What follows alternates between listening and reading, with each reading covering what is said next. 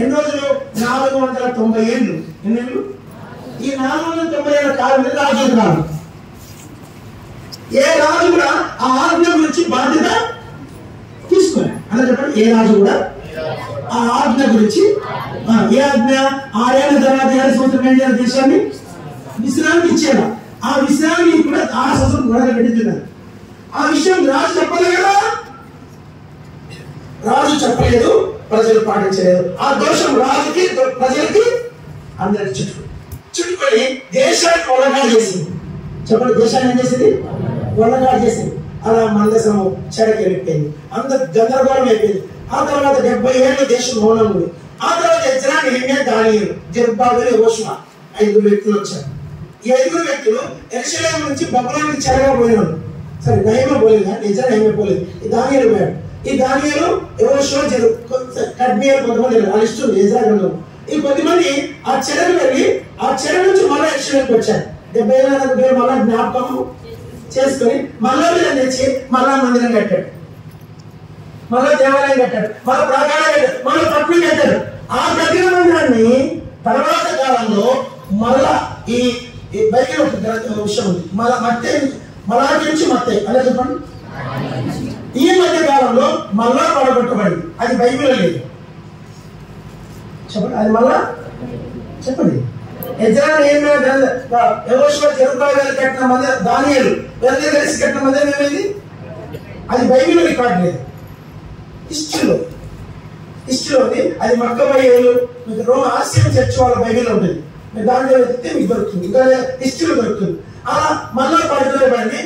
యేసుక్రీస్తు వారు జన్మించడానికి కొద్ది రోజుల ముందు జెరూసలేము రోమన్ గవర్నమెంట్కి వెళ్ళిపోయింది. ఎవరి గవర్నమెంట్కి? రోమా. పిలాతు, హేరోదు, రోమన్స్. మన ఇండియాని బ్రిటిష్ వాళ్ళు పరిపాలించారు కదండి, చెప్పండి అమ్మా. వాళ్ళు పరిపాలించినప్పుడు జెరూసలేంని రోమన్స్ పరిపాలించారు. ఆ రోమన్స్ పరిపాలించిన ద్వారా రోమిలో మన సీఎం ఎవరు? చంద్రబాబు గారు. చంద్రబాబు ఏంటి? ప్రజలకు మేలు చేస్తారు, కీడు చేస్తారా? చెప్పండి, మేలే చేస్తారు. ఏ సీఎం అయినా ప్రజలకు కీడు మనకి నిలబడుతుందా? ఏ సీఎం చెడ్డ సీఎం అనకూడదు.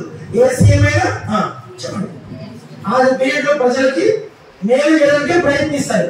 అయితే కీడైతే చేయరు, కొన్నిసార్లు మేలు చేయకపోయినా కీడైతే చేయరు. అలా రోమన్ గవర్నమెంట్ వచ్చి ఏం చేసిందంటే యూదులకు ఇష్టమైనది ఏంటంటే మందిరం. చెప్పండి, వీళ్ళకున్న సెంటిమెంట్ ఏంటి? చెప్పండి, వీళ్ళకి మందిరం ఉంటే చాలు అని చెప్పి ఏ రోజు వచ్చిన వెంటనే ఫస్ట్ కట్టింది మందిరం. రోమన్స్ వచ్చిన తర్వాత ఫస్ట్ కట్టినది అది 46 సంవత్సరాలు కట్టాడు. ఎన్నేళ్ళు? 46 years. సొలొమోను 7 ఏళ్ళు కడితే 7 ఎన్నేళ్ళు కట్టాడు? మరి ఎలా కట్టాడు నాకు తెలియదు. ఆ మందిరము యేసుక్రీస్తు కాలంలో ఉంది. అది ఎజ్రా, నెహెమ్యా కట్టింది కాదు.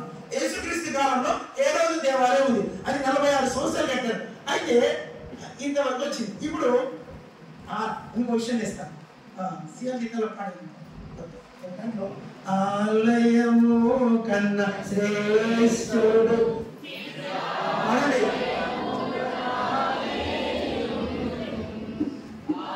ఆలయము కన్నా శ్రేష్ఠుడు తానే ఉండెను. ఆలయము ఇల్లకాలము ప్రోకేదము. ఆలయము ఇల్లకాలము ప్రోకేదము.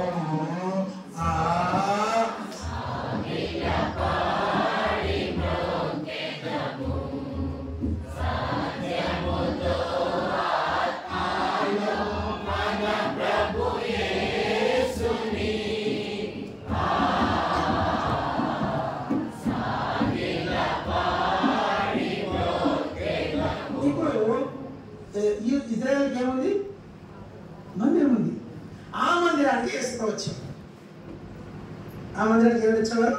వేసుకోవచ్చు. దేవాలయంలో సంచరించి చూడండి, దేవాలయంలో తాక్కున్నాడు. ఆ దేవాలయంలో ఆయన బలి అర్పణ చేయబడ్డాడు. ఆ దేవాలయంలోనే ఆయన సున్నతికి దినమున ఆ అర్పణ అర్పించాడు. దేవాలయంలో ప్రతిష్ఠించబడ్డాడు. ఎవరు? ఆ నేను దేవాలయంలో ఉండేవాళ్ళని మీకు తెలియదా అన్నాడు. నేను నా తండ్రి ఇంట్లో ఉండవాలని మీకు తెలియదా? యేసుక్రీస్తు అని ఒక మాట చెప్తున్నా, చిన్న మాట. ఒకవేళ ఈ దినాల్లో కనుక యేసుక్రీస్తు మీ ఊళ్ళో పుడితే ఎప్పుడు ఎప్పుడు చెప్పండి, యేసుప్రభు ఈ ఊరి పేరు ఎంటారండి? లేదంటే ఖమ్మంలో పుట్టాడు యేసుప్రభు. యేసుప్రభు ఖమ్మంలో పుట్టి ఎక్కడుంటాడు చెప్పండి?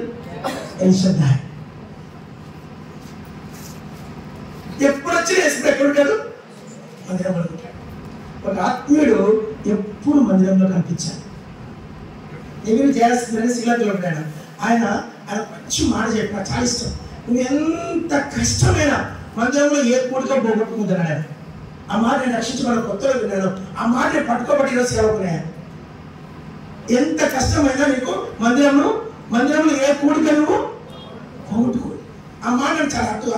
అది యేసుప్రభు క్యారెక్టర్. దట్ క్యారెక్టర్ ఇస్ యేసుప్రభు. యేసుప్రభు మందిరంలో ఉన్నాడు. ఇప్పుడు అసలైన దేవాలయం చూపిస్తా. యోహాను సువార్త 5 నిమిషాలు ముగిస్తా. 5 minutes, ఓన్లీ 5 minutes లో ముగిస్తా. John gospel 2nd chapter. యోహాను సువార్త 2వ అధ్యాయం. ఒక బ్యూటిఫుల్, చాలా ఖరీదైన ₹1,00,00,000 వాక్యం ఇది. యోహాను సువార్త 2వ అధ్యాయం అందరు చదువుకున్నారు. 21 వచ్చిన అయితే 21 చదవరండి. అయితే ఆయన తన శరీరమును దేవాలయం గురించి ఈ మాట చదివి.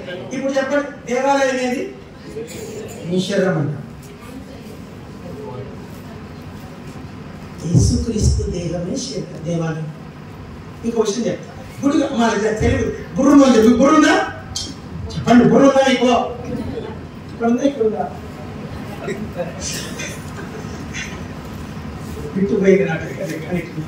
ఇప్పుడు దేవాలయం గొప్పదా?